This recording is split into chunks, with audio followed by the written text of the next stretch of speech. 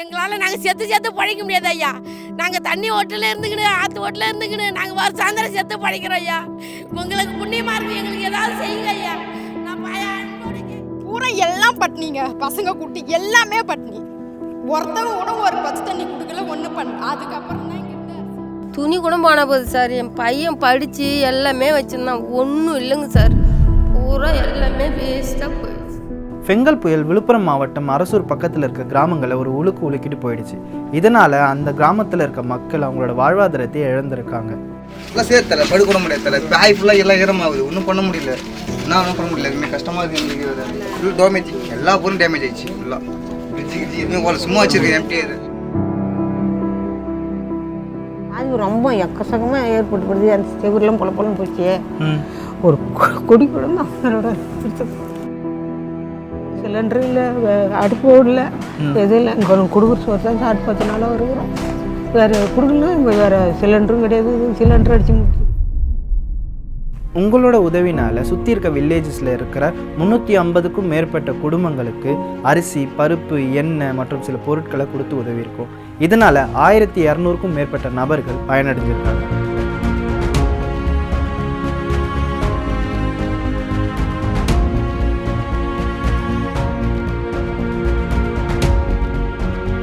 இப்போதைக்கு எங்கள் ஆஃபீஸில் இருந்து உங்களுக்கு ஒரு மாதத்துக்கு தேவையான பொருட்களை வாங்கி கொடுத்துருக்காங்க. ஸோ இது உங்களுக்கு ஒரு மாதம் தேவைக்கு இருக்கும்.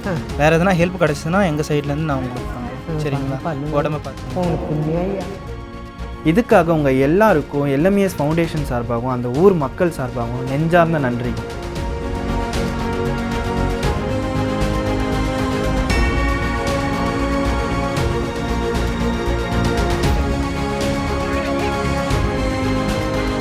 ஓரளவுக்கு பரவாயில்லைங்க சார். நீங்கள் உதவி பண்ணதுக்கு எதுவும் இல்லாமல் தவிச்சு நிற்கிற மக்களுக்கு நீங்கள் இவ்வளோ செஞ்சதுக்கு ரொம்ப நன்றிங்க சார். முதற்கட்டமாக அங்கே இருக்க மக்கள் இந்த துயரத்துலேருந்து மீண்டு வர அத்தியாவசிய பொருட்களை கொடுத்து உதவணும். கொடுத்து முடிச்சுட்டு நாங்கள் கிளம்பும் போது அங்கேருந்து அம்மா எங்களை கூப்பிட்டு வச்சு ஒரு விஷயத்த கேட்டாங்க. பசங்களுக்கு தான் இப்போ சார் புக்ஸு, இது பேகு, ட்ரெஸ்ஸெலாம் எல்லாமே தண்ணியில் அடிச்சுட்டு போய் சார். அதுதான் கொஞ்சம் இப்போ உதவி. அந்த அம்மா கேட்ட மாதிரி அடுத்த கட்டமாக அங்கே இருக்க ஸ்கூல் பசங்களுக்கு தேவையான bag, notebook, stationery item இதெல்லாம் வாங்கி தரலான்னு முடிவு பண்ணியிருக்கோம். இதுக்கு உங்களோட உதவி எங்களுக்கு தேவைப்படுது.